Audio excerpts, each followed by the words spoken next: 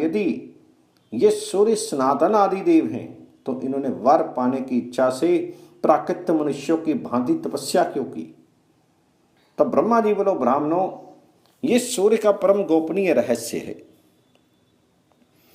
पूर्व काल में मित्र देवता ने महात्मा नारद को जो बात बतलाई थी वही मैं तुम लोगों को कहता हूं।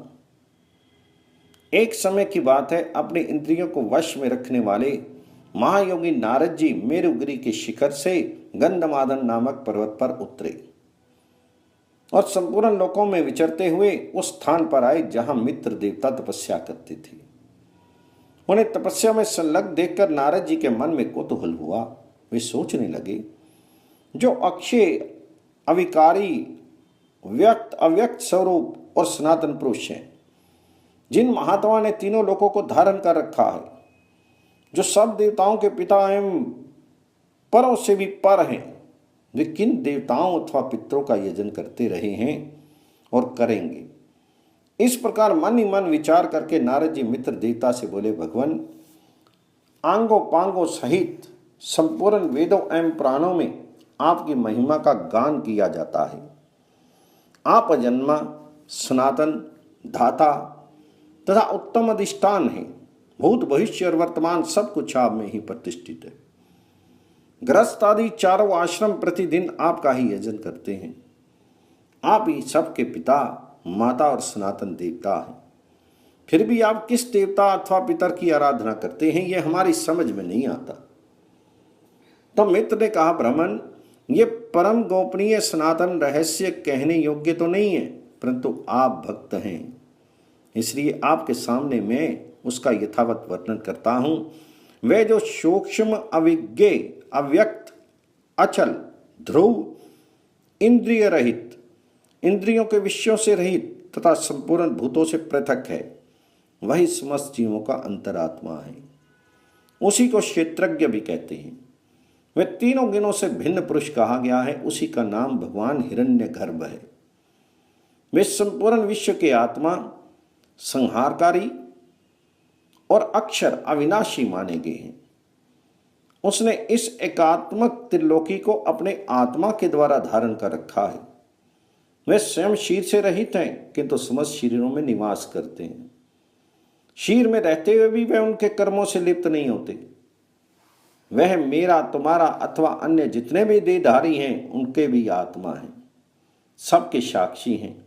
कोई भी उनका ग्रहण नहीं कर सकता।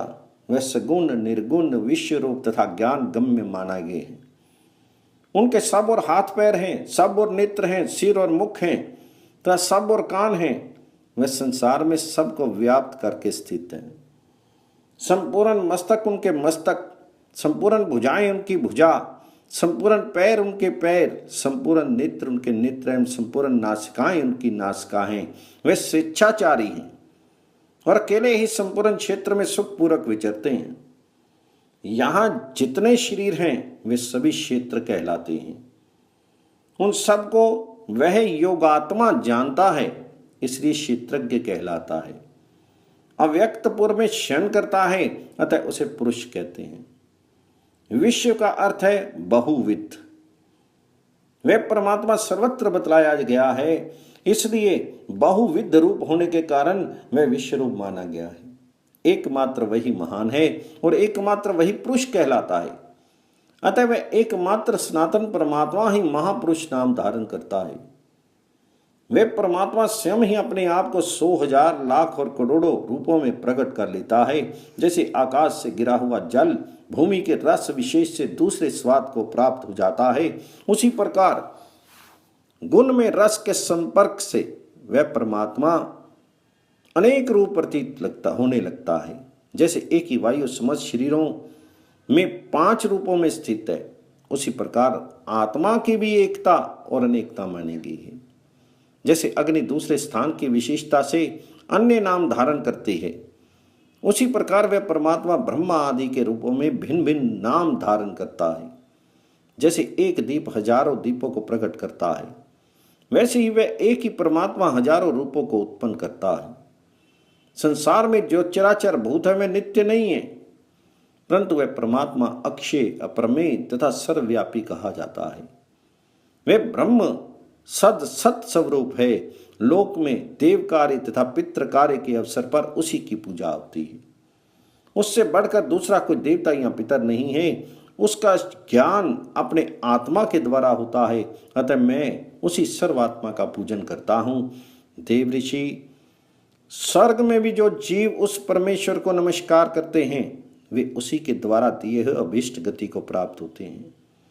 देवता और अपने अपने आश्रम में स्थित मनुष्य भक्ति पूर्वक सबके आदिभूत उस परमात्मा का पूजन करते हैं और वे उन्हें सद्गति प्रदान करते हैं। वे सर्वात्मा सर्वगत और निर्गुण कहे जाते हैं। मैं भगवान सूर्य को ऐसा मानकर अपने ज्ञान के अनुसार उनका पूजन करता हूँ।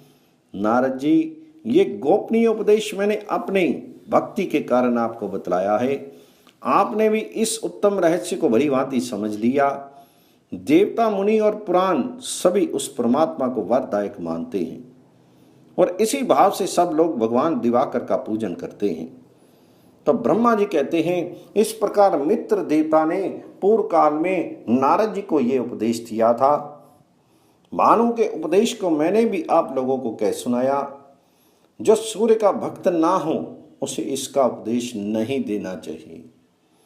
जो मनुष्य प्रतिदिन इस प्रसंग को सुनाता और जो सुनता है, मैं निस्संदेह भगवान सूर्य में प्रवेश करता है।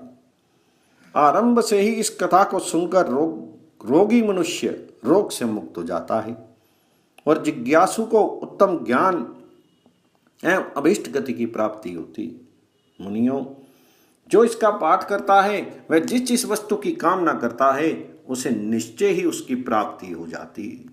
ब्रह्म